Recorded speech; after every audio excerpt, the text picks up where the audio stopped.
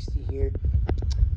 The mini bike's all put together. Got the Mikuni carb with the Mikuni carb adapter intake piece with the cone, the yellow fuel line, and then a hydraulic brake, which is welded on like so.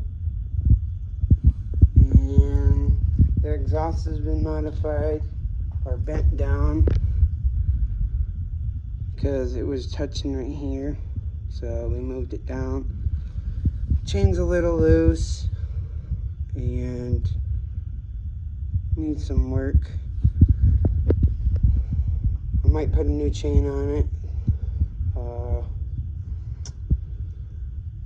Yeah, I really like how it turned out. It runs beautifully with no issues.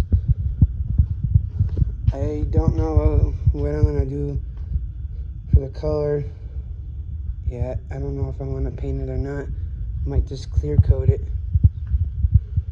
scuff the rest of the frame up and clear coat it, show the rust and the character of it. So yeah, I'm really happy at how it turned out.